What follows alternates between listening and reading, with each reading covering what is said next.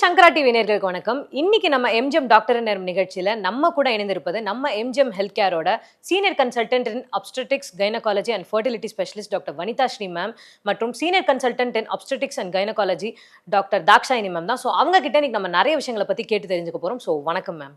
All fine. வணக்கம். And இப்போ current life ஸ்டைலில் பிசிஓஎஸ் ஆர் பிசிஓடின்றது வந்து ரொம்ப மோஸ்ட் காமனாக இருக்குது. ஈவன் ஒரு 20 years 25 years கேர்ள் கூட அந்த பிசிஓஎஸில் தான் இருக்காங்க. So what do you think is the cause of PCOS ma'am? எதனால வருதுன்னு நீங்கள் நினைக்கிறீங்க?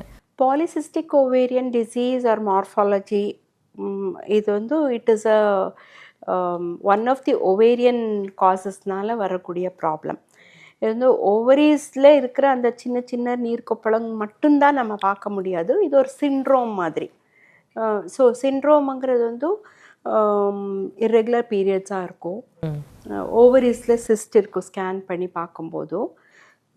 இந்த பர்சன்ஸ் வந்து நிறைய பேர் ஒபிசிட்டி, கொஞ்சம் வெயிட் கெயின் ஆகிட்டே இருப்பாங்க. தின் பிசிஓஸும் இருக்குது இப்போது, பட் ஒபிசிட்டி ரிலேட்டட் ஒபிசிட்டியோடு இருக்கிற PCOS is more common. Androgens ஜாஸ்தி இருக்கும், அதாவது மேல் ஹார்மோன்ஸ் ஜாஸ்தி இருக்கும்.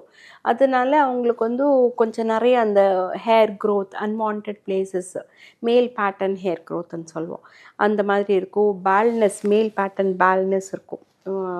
ஃபோர்ஹெட் கொஞ்சம் இன்க்ரீஸ் ஆகிட்டே போகும் அந்த மாதிரி. அண்ட் infertility, இந்த people வந்து they usually present to us with infertility problems also.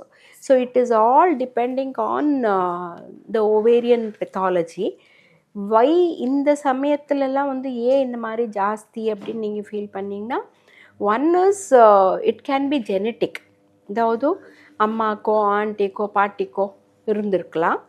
Same thing runs in the family, ரொம்ப காமன். இன்னொன்று வந்து த changing life style. So over decades இப்போ பார்த்திங்கன்னா நிறைய லைஃப் ஸ்டைல் சேஞ்சஸ் இருக்கும். நிறைய பேர் வந்து அந்த ஈட்டிங் ஹேபிட்ஸ் சேஞ்ச் ஆகிருக்கும்.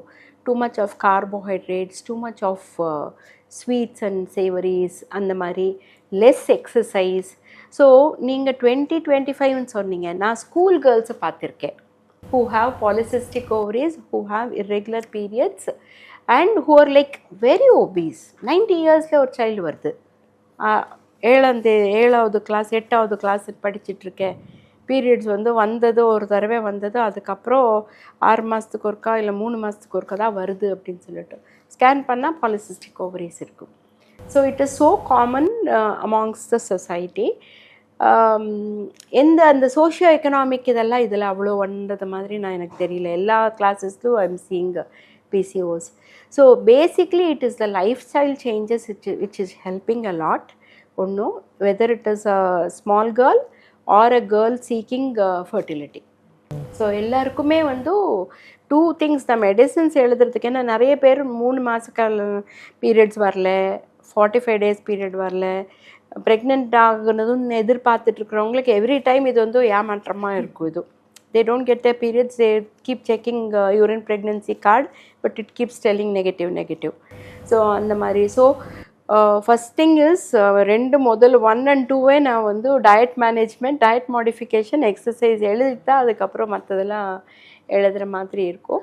Diagnosis is easy, treatment is first thing is lifestyle changes. Of course நிறைய மெடிக்கேஷன் இருக்கும் அது ட்ரீட் பண்ணுறதுக்கு. லாப்ரோஸ்கோப்பி எல்லாம் அட்வைஸ் பண்ணுவோம், that is in infertility patients. Basically to look at அந்த டியூபல் பேட்டன்சி பார்க்குறதுக்கே, ஆர் சம்டைம்ஸ் ரொம்ப ஏஎம்ஹெச் ரொம்ப, அதாவது ஆன்டிமுலேரியன் ஹார்மோன் இந்த பர்டிகுலர் கேஸில் மட்டும் ரொம்ப ஹையாக இருக்கும். ஸோ அவங்களுக்கு மட்டும் நம்ம we give them to some ட்ரில்லிங்குங்கிற மாதிரி. அதில் 2 schools of thought இருக்கும். One school says don't do drilling, இன்னொரு குரூப்பில் வந்து minimal drilling. So only 3 to 4 punctures அந்த ஓவரி வி டூங்கிற மாதிரி. ஸோ ட்ரீட்மெண்ட்ஸ் ப்ரோட்டோகால்ஸ் எல்லா இடத்துலையும் world over it is the same only, but then each பேஷண்ட்டுக்கு அது டிஃபர் ஆகும். Basically we should encourage all the children to ப்ளேமா. இப்போ நாங்கள் ஸ்கூலுக்கு போகும்போது everyday there was a PT period. இப்போது அப்படி ஒரு பீரியடே கிடையாது பசங்களுக்கு. So as soon as they come back home, tuitions போகிறாங்க, அந்த கிளாஸ் போகிறேன், இந்த கிளாஸ் போகிறேன். அதில் ஒரு கிளாஸ் வந்து ஏதோ ஒரு பேட்மிண்டன் ஏதோ ஒன்று இருந்தால் பெட்டராக இருக்கும். I think we should educate the mothers also. கண்டிப்பாக ஒரு 45 minutes half an hour குழந்தைய விளையாட விடணும். Physical activity, not indoor games. அந்த டைம் வந்து இப்போ ஸ்க்ரீன் டைம் ஆயிடுச்சு எல்லாருக்கும். ஃபோனு, ஆமாம், phones and laptops and tablets இந்த மாதிரி ஆகிடும். டயட், ஸோ நிறைய ஜங்க் வாங்கி தராமல் கொஞ்சம் கான்ஷியஸாக ஹெல்த்தி டயட்டும் கொடுக்கணும். பட் இப்போ இதெல்லாம் பண்றதுனால நம்ம பிசிஓஎஸ் வந்து ரிவர்ஸ் பண்ண முடியுமா? கண்டிப்பாக. yes, we have seen even on scans also after some time with good lifestyle modification, weight loss, we've seen the ovaries looking much better. 8 to 10 kgs எல்லாம் குறைச்சாங்கன்னு வச்சுக்கோங்களேன், they will become like any normal person. கண்டிப்பாக reverse ஆயிடுறாங்க.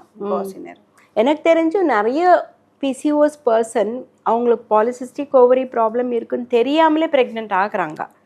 So we don't treat them at all. ட்ரீட்மெண்ட்டில் in fact first scan second scan பார்க்கும்போது நாங்கள் recognise பண்ணுவோம் this is a polycystic ஓவரின்னு சொல்லிட்டு அந்த மாதிரி. So it all PCOS infertility வரணும்னு இல்லை, but 30 to 40% do land up for IVF and all those things. Okay ma'am. So நம்ம இப்போ பிசிஓஎஸ் பற்றி பேசிகிட்டு இருந்தோம். இப்போது பிசிஓஎஸ் இருக்கிற பேஷண்ட்ஸ்க்கு வந்து நீங்கள் சொல்கிற மாதிரி ஒரு சில டைம் அந்த மெடிக்கேஷன்ஸ்னால ஒரு பீரியட்ஸ் வர்றதுக்காக அந்த ஒரு சான்ஸ் வருதுல்ல மேம், அந்த டைமில் வந்து பெயின் ரொம்ப அதிகமாக இருக்குது. லைக் யூஷுவல் பீரியட்ஸ் டைமை விட அந்த மெடிசின் நம்ம எடுத்துட்டதுக்கப்புறம் வர அந்த பீரியட்ஸ் வந்து பெயின் ரொம்ப அதிகமாக இருக்குதுன்னு சொல்கிறாங்க. அது உண்மையாக? அது நார்மலாகவே பீரியட்ஸ் அப்போ கொஞ்சம் பெயின் இருக்கலாம். மைல்டாக ஒரு discomfort, back pain, lower abdomen pain எல்லாம் இருக்கிறது நார்மல் தான். Ovulatory cycles are painful. அதாவது எவ்ரி மந்த் நமக்கு கருமுட்டை வந்து வெடிக்குதுன்னா அந்த மந்த் வர பீரியட்ஸ் வந்து கொஞ்சம் பெயின் இருக்கும். So generally will be able to manage it. யூஸ்வலாக அப்படி தான் இருக்கும். ரொம்ப சிவியர் டிஸ்மெனோரியா அப்படின்னு வந்தால் we have to think about எண்டோமெட்ரியோசிஸ்ன்னு சொல்லுவோம். That's a condition where they will have severe dysmenorrhea. எப்படி டிசைட் பண்ணுவோன்னா, இப்போ குழந்தை ஸ்கூலுக்கு போகிறாளா, பெயின் இருக்குது ஆனால் ஸ்கூலுக்கு போயிட்டு வந்துடுவா, வந்த அப்புறம் கொஞ்சம் ரெஸ்ட் எடுத்துகிட்டு அப்புறம் விளையாட போக மாட்டான் அன்றைக்கி, மற்ற வேலைகளெல்லாம் பண்ண முடியும்னா தட்ஸ் மேனேஜபிள்னா நார்மல். Mild to moderate. இல்லை அது அந்த பீரியட்ஸ் வந்ததுன்னா 3 நாள் ஸ்கூலுக்கு போக முடியாது, ஒர்க்குக்கு போக முடியாது, இப்போ வீட்டில் இருக்க அம்மா வந்து அவங்க ரொட்டீன் ஒர்க்கே அவங்களால பண்ண முடியலன்னா அது சிவியர் டிஸ்மெனோரியான்னு சொல்லுவோம். ஸோ அப்படி இருந்ததுன்னா வி ஹவ் டு டெஃபினெட்லி வந்து அவங்களுக்கு ஒரு ஸ்கேன் எல்லாம் பார்த்துட்டு வேறு ஏதாவது எண்டோமெட்ரியோட்டிக் சிஸ்ட் இருக்கா, எண்டோமெட்ரியோசிஸ் இருக்கான்னு பார்க்கணும். டேப்லெட்ஸ் எடுத்து வர பீரியட்ஸ் ஏன் பெயின்ஃபுல்லாக இருக்குன்னு கேட்டிங்க, அது because of the delayed period. Sometimes periods வரல 2 months கழிச்சு வராங்க நம்மக்கிட்ட, அப்போ டேப்லெட்ஸ் கொடுக்கும்போது கொஞ்சம் அது பெயின்ஃபுல்லாக இருக்கும், ப்ளஸ் ப்ளீடிங்கும் ஹெவியாக இருக்கும். ஸோ யூஸ்வலாக அப்படி வரும்போது நாங்களே அது தடுப்பாக மாத்திரைகளும் கொடுத்துருவோம். பெயின் இருந்தால் அது போட்டுக்கோங்க, ப்ளீடிங் ஹெவியாக இருந்ததுன்னா இது போட்டுக்கோங்க. ஏன்னா she's getting her periods after 3 மாதம் கழிச்சு ஒரு பீரியட்ஸ் வரச்ச அந்த pain and bleeding will be heavy. Clots pass பண்ணும்போது ரொம்ப பெயின் இருக்கும். ஸோ ஹெவி ப்ளீடிங் இருந்தோம் அன்றைக்கி கொஞ்சம் கிளாட்ஸ் வந்துட்டு இருந்ததுன்னா அந்த சர்வைக்கல் ஓப்பனிங் வந்து வெரி மினிமல் ஓப்பனிங் தான். ஃப்ளூயிடாக பிளட் வரும்போது எதுவும் தெரியாது, பட் அதே உள்ள கிளாட் ஃபார்ம் ஆகிட்டு அந்த கிளாட் வெளியே வரும்போது it will be very painful. So heavy bleeding, thicken endometrium இருந்தும் ரொம்ப கிளாட்ஸ் உள்ளே ஃபார்ம் ஆச்சுன்னா that can cause pain. But 3 months periods எனக்கு வரல, அடுத்தது வர்ற பீரியட்ஸ் வந்து எனக்கு ரொம்ப ஹெவியாக தான் இருக்குன்னு நம்ம சொல்ல முடியாது. It can vary also. But இப்போது நீங்கள் சொன்னீங்களே மேம், அந்த நாங்கள் ரொம்ப பெயின்ஃபுல்லாக இருந்தால் வி வில் சஜஸ்ட் சம் மெடிசன்ற மாதிரி, அது அட்வைசபிளாக? லைக் எப்போவுமே வந்து பெயின் வரும்போது எனக்கு ஓகே பீரியட்ஸ் டைம்னா அந்த ஃபஸ்ட்டு 2 days வந்து ரொம்ப பெயின்ஃபுல்லாக இருக்கும், ஸோ நான் டேப்லெட் எடுத்துக்கிறேன் அப்படின்றது வந்து அவங்களாம் எடுத்துக்கக்கூடாது. இந்த மாதிரி பெயின் இருந்தால் ஒரு டாக்டரை கன்சல்ட் பண்ணிவிட்டு ஸ்கேன் எல்லாம் பார்த்துட்டு எல்லாம் நார்மலாக தான் இருக்குது. So it's just the pain. அதாவது 2 விஷயம், ஒன்று வந்து த அமௌண்ட் ஆஃப் பெயின், இன்னொன்று பெயின் டாலரன்ஸ். சில குழந்தைங்களால டாலரேட் பண்ண முடியாது. இது மட்டும் இல்லாமல் இந்த டிஸ்மெனோரியாக்குன்னு சொல்லிட்டு அதே ஒரு பெரிய சப்ஜெக்ட். அதாவது பெயின் டியூரிங் பீரியட்ஸுங்கிறதே ஒரு பெரிய சப்ஜெக்ட்.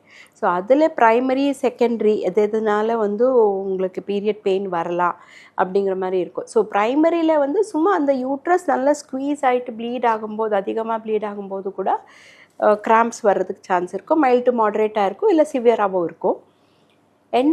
எங்கர் ஜெனரேஷனில் எங்கர் ஏஜ் குரூப்பில் பார்த்தீங்கன்னா it will be mainly because of endometriosis. Even சின்ன எண்டோமெட்ரியாட்டிக் நாடியூல் கூட ரொம்ப பெயின்ஃபுல்லாக இருக்கும் டியூரிங் பீரியட்ஸ்.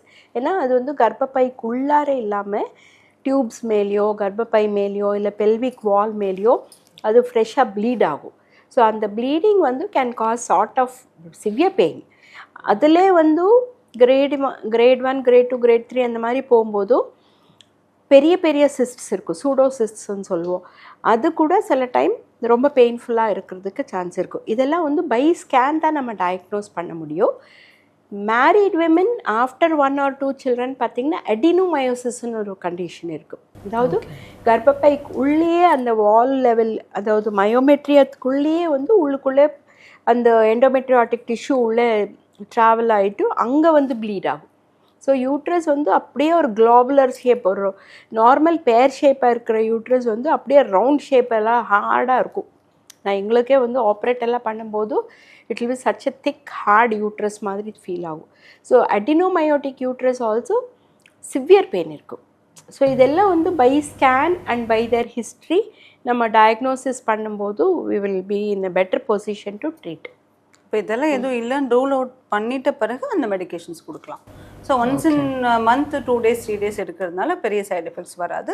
தேர் ஜஸ்ட் ஆன்டிஸ்பாஸ்மோடிக்ஸ், பெயின் கில்லர்ஸ் கிடையாது. ஸோ பெரிய லெவலில் ப்ராப்ளம்ஸ் வராது. So they can take it, ஒன்றும் பெருசாக ப்ராப்ளம் ஆகாது. Only thing is they have to rule out. இப்போ நான் அவங்க சொன்ன காசஸ் எல்லாம் இல்லையா எல்லாம் பார்த்துட்டு ஒன்றும் இல்லை அப்படின்னா அந்த மாத்திரைகள் எடுத்துக்கலாம். ஆஸ் எ மித் நம்ம வந்து அந்த டேப்லெட்டே எடுக்கக்கூடாதுங்கிறதெல்லாம் தப்பு தான். பட் டயக்னோசிஸ் இல்லாமல் ஒரு டிசீஸை வந்து வெறும் இந்த டேப்லெட் எடுத்துட்டு நாளைக்கு someone does a scan and large endometriotic cyst அங்கே இருந்ததுன்னா then it becomes a problem. அதுக்காக